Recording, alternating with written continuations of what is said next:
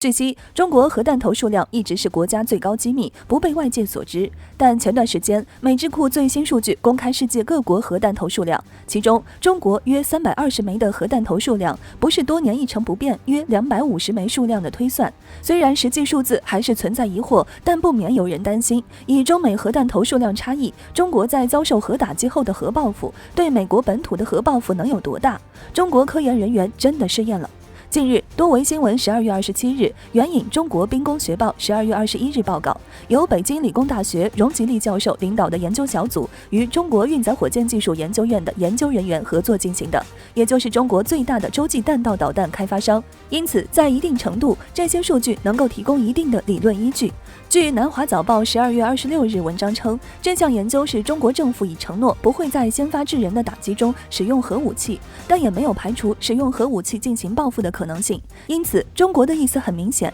一旦中国国土遭受核打击，对美实施的报复是真的要以牙还牙，欺我一丈，我还他一尺，不是说说。根据中国研究人员在电脑上用最新的数学模型模拟了一枚相当于500吨 TNT 的小型核弹的爆炸的实际效果，大多数情况下，核爆炸的方程式与美军的方程式极为吻合。按照这个方程式，预估了核武器爆炸后对地面的影响，也就是美国数十年核防空洞建造一直赖以依据的核爆炸方程式。据悉，随着武器技术的发展和对核爆炸影响认识的加深，核爆炸对一个国家的打击，除了爆炸瞬间产生的中心上溢温度、火球半径、轰爆半径、辐射半径、冲击波第一区域等范围，爆炸产生的地面冲击效应也引起了人们广泛关注。毕竟，这是建造并影响防范核防空洞建设的关键因素，也是高城市遭受核打击后躲进核防空洞存活几率的可能性。据报道指出，研究人员为了防止数据存在问题，特地与美国军方进行了一项实验的真实数据进行比较，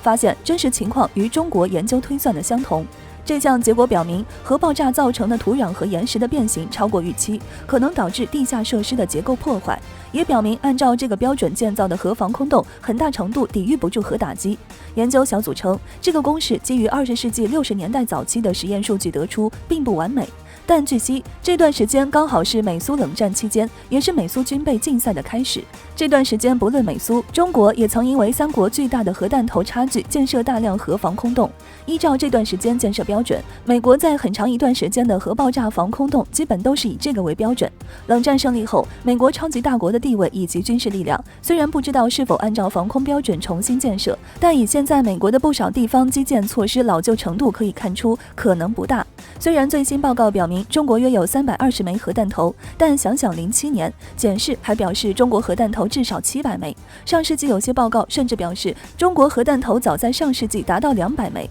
因此，以中国核弹头一直存疑的数量，中国又一直确保本国的核武器在官方口中的国防最低标准，因此中国的核报复的威胁更上一层。谁敢担保中国只有320枚？能进行战略打击的只有上百枚。谁能确保以中国洲际导弹的射程，核打击降临不到本国国土？中国原子弹研发成功后，也大兴人防建设、人民防空工程，也就是国家或者地区政府建设的公共国防和避难工程。以目前中国现代的基建人防建设，按照相应的标准，最低6级达到了防核武器标准。中美核打击的实际情况，还真不一定是中国比美国惨。最后，除非是真的疯了，不然5常有核国家绝对不会轻易对对方进行核打击。毕竟一旦有个开头的，谁知道后续的核打击是否会启动一国所有的核武器全球打击？谁能确保这场毁灭性的核打击下存活下来？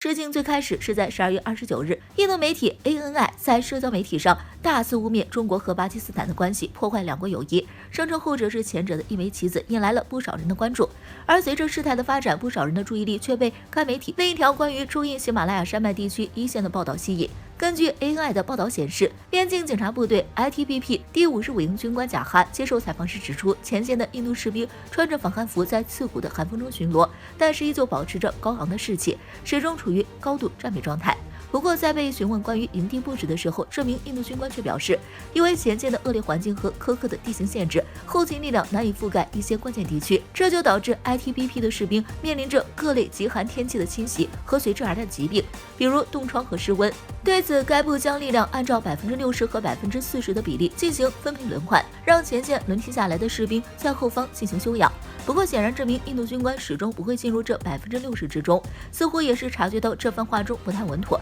该军官还额外提了一句：“其实我们比前线士兵更加期盼殊死一战，前线士兵死不死和后方军官一点关系都没有，反正牛一定要吹出去。”真不愧是超级大国的特色。与之形成鲜明对比的，却是《印度时报》在1周前的报道中声称，印度驻扎高海拔地区的部队正在向印度军方申请调离该地区，返回国内执行安全任务，军方应重新委派部队驻扎该地区。显然，印度前线士兵既没有什么高昂的士兵，也不存在什么保持高度战备状态。与之相反的，真正在前线苦苦挣扎的印度基层士兵，仅仅是想回国待着，至少不用在防备极寒天气的侵扰时，还要穿着美军原味防寒服，时刻与自己危机四伏的随时可能倒塌的营房做斗争。实际上，早在11月底的时候，常年驻扎在拉达克地区的印军第14集团军负责后勤事务的少将就曾经对媒体诉苦，因为后勤压力和运输不便，导致印军前线的冬季防寒措施漏洞百出，缺氧、极寒、食物补给不合理等，已经成为印度前线非战斗减员的主要因素。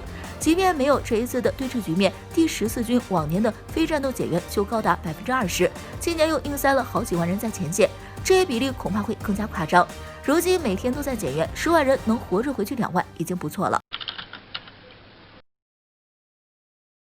继最近印度媒体访问了印度部署在边境线上的警察部队后，回来发布了一篇报道，其中引用了高部队指挥官的说法，称在现在如此寒冷的情况下，印度部署在拉达克的部队依然一直在保持高度戒备的，不仅阻止了敌方的前进，还给对方造成了多处伤害。换句话说，就是印度十分厉害，中国根本就打不过印军，还会被印军伤害。说实话，印度依然如此喜欢自我安慰，刚刚开拍的抗中神剧的热度还没消呢，这再来一次安慰，说不定下一部抗中神剧就又要出来了。这么一看，印度军队果然有不少边军人才。当然嘛，印度是怎么编造的，确实没啥意思。有意思的是这篇文章下面的读者评论，从三太湖网翻译过来的，其中不少印度网友虽然说话含蓄，但是也算是明晃晃的嘲讽了。比如说，有一位印度网友是这么表示的，原话是这样的：1962年，中国军队已经给尼赫鲁一个教训，看来这次又会给莫迪一个教训。虽然今年冬天没有爆发战争，不过莫迪已经发现自己的军队熬不过这个冬天了。翻译一下，莫迪怎么就想不开，有曾经被打的教训还不够，现在是发现自己的军队熬不过冬天了，开始想办法保留自己的颜面。